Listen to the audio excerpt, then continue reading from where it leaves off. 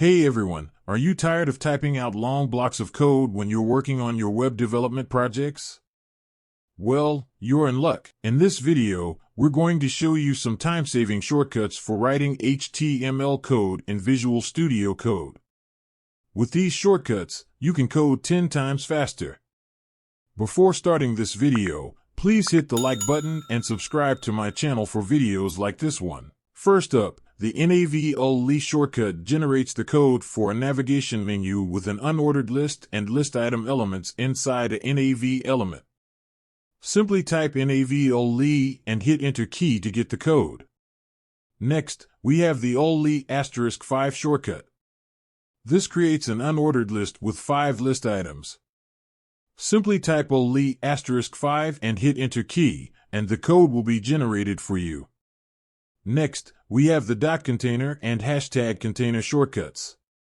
These create div elements with a class or ID attribute set to a container. Just type .container or #container and hit Enter key to use them. Another useful shortcut is only list $*5. This creates an unordered list with 5 list items, each with a class attribute set to list 1, list 2, list 3, and so on. Moving on, we have the header, div-h1, plus footer p shortcut. This creates a header element with a div element containing an h1 element, followed by a footer element with a p element.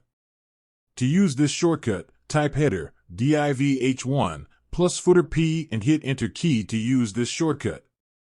We also have the header plus section plus main plus footer shortcut. This creates a header element, followed by a section element, a main element, and a footer element. Finally, we have the p, lorem, plus a, subscribe my channel, shortcut. This creates a p element with the text lorem followed by an element with the text subscribe my channel.